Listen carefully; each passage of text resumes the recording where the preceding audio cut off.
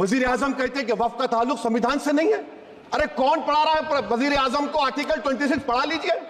Article 26 की बात कही गई। मजहब मैं तब्दील मजहब नहीं कर सकता, सरकार से पूछना पड़ेगा मुझे अपना मजहब बदलने के लिए। अगर अंबेडकर आज जिंदा होते तो बाबा साहब को भी कहते कि आप जाकर परमिशन लो, तब मजहब बदलना पड़ेगा आपको। ये हालात आज यहाँ पर पैदा हो। अस्सलामु अलैकुम व रहमतुल्लाहि व बरकातुहू। नाज़रीन किराम, बैरिस्टर असदुद्दीन अवैसी साहब ने संसद में जो बयान दिया है, उनका ये बयान सोशल मीडिया पर बड़ी तेजी से वायरल हो रहा है। बैरिस्टर असदुद्दीन अवैसी साहब ने प्रधानमंत्री नरेंद्र मोदी के बारे में कहा है कि उन्हें कौन पढ़ा रहा है, उन्हें आर्टिकल 26 पढ़ाना चाहिए। बैरिस्टर असदुद्दीन अवैसी साहब ने संसद में कई मुद्दों पर बात की है। आप लोग पहले उनके बयान को सुन लीजिए, उसके बाद फिर मैं आप लोगों को कुछ बातें बताऊंगा। I start by quoting Baba Saheb Ambedkar, what he wrote in Memorandum of Rights of States and Minorities, dated March 24th, 1947, when he submitted to the Subcommittee on Fundamental Rights set up by the Constituent Assembly, the Advisory Committee on Fundamental Rights and Minorities. I quote, sir, "Unfortunately for the minorities in India, Indian nationalism has developed a new doctrine which may be called the divine right of the majority to rule the minorities according to the wishes of the majority. Any claim for the sharing of power by the minority is called communalism, while the monopoly of the whole power by the majority is nationalism. Guided by such political philosophy, the majority is not prepared to allow the minorities to share the political power, nor is it willing to respect any convention made in that behalf, as is evident from the repudiation of the obligation to include representation of the minority in the cabinet, contained in the instrument of instruction issued to the governors in Government of India Act 1935. Baba Sahib says under these circumstances, there is no way left but to have the rights of scheduled castes embodied in the Constitution. This is true now also. I will prove it, sir. In what Baba Sahib said 75 years ago was absolutely right. No one wants the minorities to share power. I'll give you an example, sir. In this August House 75 years ago, when Maulana Azad stood up and said that what safeguards the Muslims have before the partition, those safeguards should be given to the Muslims. That was political representation, reservation. You know what Sardar Patel instructed Mr. Abid Hussain and Begum Ezaz Rasool to censure Maulana Azad. And Maulana Azad felt claustrophobic. And Maulana Azad said that this Constituent Assembly has become a new prison for me. Maulana Azad said this in the Constituent Assembly, sir. Now what we see is that, sir, आप देख रहे हैं कि उसके बाद जो constituencies को बनाया गया, असेंबली और पार्लियामेंट की हदबंदी हुई, वो इस तरीके से उसको तरतीब दी गई कि अक्सरती तबके के लोग जीत जाएं और मुस्लिम अक़लियत के लोग कामयाब होने में बड़ी मुश्किलात पेश आए। इसीलिए 2007 में सच्चर कमेटी ने कहा था, सिफारिशात में कहा कि अब जब हदबंदी होगी तो माकूल तरीके से बनाए जाए ताकि मुसलमान पार्लियामेंट और असेंबली के इलेक्शन जीत सके। मुझे नहीं मालूम कि अब नए सेंसस के बाद जब हदबंदी होगी तो उसकी सिफारिशात को रखा जाएगा या फिर मार्जिनलाइजेशन जो मुसलमानों का हो रहा है 75 साल से, वो चलता रहेगा।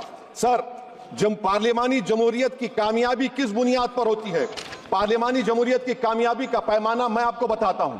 Article 25, article 26, article 29, article 30, article 14, article 21, ये 4 बुनियादी राइट्स है आईन में, जिसको हम सामने रखकर मैं आपको बताऊंगा कि क्या वाकई में उन कमजोर तबकात से इंसाफ हुआ। मिसाल के तौर पर आर्टिकल 15 और 16, सर, 1950 का प्रेसिडेंशियल ऑर्डर निकला, तारीखी नाइंसाफी के खात्मे के लिए रिजर्वेशन दिया गया, तारीखी नाइंसाफी के लिए हजारों साल के जुल्म की बिना पर, मगर उनको नहीं मिला जिनका मजहब इस्लाम और मुसलमान था, जो भी उनसे भी नाइंसाफी जुल्म हुआ। दूसरी बात दफा 25 में प्रोफेस कहा गया, आर्टिकल 25 टॉक्स प्रोफेस। सर, आज मेरी बेटियों को गवर्नमेंट के एजुकेशन इदारों में हिजाब पहनने से रोका जा रहा है, तो ये आर्टिकल 25 का प्रोफेस कहां तक कामयाब हुआ, ये अक्लमंद लोगों पर छोड़ता हूं। प्रैक्टिस, सर, आर्टिकल 25 में अमल करना। कई रियासतों ने ऐसा कानून बना दिया कि आप ये नहीं खा सकते, आप वो नहीं खा सकते, कैटल स्लॉटर एक्ट का एक्ट बना दिया। आप बताइए कि हरियाणा, राजस्थान में पुलिस के अख्तियारात गौरक्षक को दे दिए और उन अख्तियारात का बेजा इस्तेमाल मॉब लिंचिंग में हुआ। किसका हुआ? एक लड़का था साबिर मलिक बंगाल का, मार के पीट कर मार दिया गया। क्यों? क्योंकि उसने बीफ खाया, बाद में मालूम हुआ नहीं खाया। जुनैद और नसीर को, जुनैद और नसीर को गाटमीका के थे, उनको जिंदा जला दिया गया। सर फिर प्रोपगेट, आप ये आर्टिकल 25 का थर्ड सेक्शन प्रोपगेट, आज आप देख रहे हैं कि मुझसे पूछा जा रहा है कि 500 साल पहले तुम्हारी मस्जिद थी, नहीं थी। ख्वाजा अजमेरी की दरगाह कह रहे नहीं है। अरे सर, अगर मैं इस पार्लियामेंट में खोद दूं, इसमें गड़ा कर दूं, तो खाने जहां का हिस्सा मिलेगा तो मेरी हो जाएगी ये? आप बताइए। अब आप देखिए ये प्रोपोगेट क्या हो रहा है। अच्छा, जो तब्दीली मजहब का कानून, तब्दीली मजहब, मैं तब्दील मजहब नहीं कर सकता, सरकार से पूछना पड़ेगा मुझे अपना मजहब बदलने के लिए। अगर अंबेडकर आज जिंदा होते तो बाबा साहब को भी कहते कि आप जाकर परमिशन लो, तब मजहब बदलना पड़ेगा आपको। ये हालात आज यहां पर पैदा हो चुकी है। सर आर्टिकल 26 देखिए, it gives religious denomination the right to establish and maintain institution for religion charitable. वजीर आजम कहते हैं कि वक्फ का ताल्लुक संविधान से नहीं है। अरे कौन पढ़ा रहा है वजीर आजम को? आर्टिकल 26 पढ़ा लीजिए। आर्टिकल 26 की बात कही गई। मकसद क्या है कि वक्फ की जायदादों को अक्सरियती तबके के लिए छीन कर दे दिया जाए। आप अपनी ताकत की बुनियाद पर छीनना चाह रहे हैं। सर दफा 29 पे आ जाइए, आर्टिकल 29। लैंग्वेज का, जबान का तहफ्फुज है, उर्दू को खत्म कर दिया गया। वो उर्दू जिसके हमारे मुजाहिदीन आजादी ने नारा दिया था, इनकलाब जिंदाबाद का, उस जबान को आप खत्म कर रहे हैं। कल्चर, आप कल्चर की बात इनसे पूछ लीजिए, वो बोलेंगे नहीं, हमारा जो कल्चरल नेशनलिज्म है वो कल्चरल नेशनलिज्म नहीं है बीजेपी का, वो कल्चरल नेशनलिज्म आलाजाद का हिंदुत्व का नेशनलिज्म है, जो भारत के इंडियन नेशनलिज्म से बिल्कुल मुख्तलिफ है। सर अब आप आ जाइए, सर आर्टिकल 30 पे आ जाइए। सर आर्टिकल 30 पे आ जाइए। सर आर्टिकल 30 में माइनॉरिटीज को राइट दिया गया। This house has passed a law in 1981 to give minority AMU. This government went to the Supreme Court and said no, we'll oppose minority status. This house voice was suppressed in the Supreme Court, sir.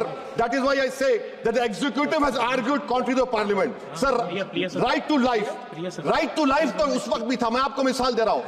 Sir दिसंबर 63 में, 63 में कश्मीर में रसूलुल्लाह सल्लल्लाहु अलैहि वसल्लम के मुंह मुबारक की चोरी हुई तो पूरे देश में, sir only 2 minutes, sir, only 2. Please, I know. Only 2 minutes, sir. Please, sir, only 2. Time is not there. Prime Minister has Sir, I'm concluding. Prime Minister has to I'm deliver. concluding. Please, He has to reply. Listen Please. to me, sir. Sir, my Shikwa Hind Bayan. 1 minute. I'll conclude, sir. 2 minutes. Now, in Article 20, after that in 63, 8 lakh Muslims were pushed into East Pakistan. What has changed? Please tell me. 2013 Muzaffarnagar, 50,000 were shifted. Sir, riots happened. Nelly massacre. Hashimpura, Maliana, Mumbai 93, Ahmedabad 69, Gujarat 2002, 22, Delhi 84, Delhi. Nothing has changed, sir. Lastly, sir. Please. Lastly, sir. On judiciary, sir. On judiciary, sir. I'm concluding. On judiciary, sir. CAA is not being heard. 2 sitting chief ministers get bail, but Stan Swamy died in the prison, sir. That is why I say the institution functioning of Obviously, please accountability. And lastly, sir, just now Ravi Shankar Prasad had quoted a book. In that book, there's a Tipu Sultan also. Okay. That is sir, I'm concluding by reciting a sher. On this I conclude, sir. Nisar में तेरी गलियों के वतन के जहां चली है रस्म के कोई ना सर उठा के चले, जो कोई चाहने वाला तवाफ को निकले, नजर चुरा के चले। सर हम जिस्म जान बचा के चले, बहुत है जुल्म दस्ते बहाना के लिए। सर हम जो चंद अहले जुनूद तेरे नाम लेवा है, इख्तिदार की कुर्सियों पर बैठने वाले जो लोग थे और है, वो इंटेलेक्चुअली डिसऑनेस्ट है। संविधान सच्चा है। जय भीम, आइन जिंदाबाद। नाज़रीन किराम, ये थे बैरिस्टर असदुद्दीन अवैसी साहब, जिन्होंने कई मुद्दों पर संसद में बात की है और अपनी बात खुलकर संसद में रखी है। खास तौर पर मुसलमानों और अल्पसंख्यकों पर जो जुल्म सितम देश भर में हो रहा है, उस पर उन्होंने जिक्र की है और मस्जिद और दरगाहों को लेकर जो विवाद चल रहा है, इस पर भी उन्होंने आवाज उठाई है।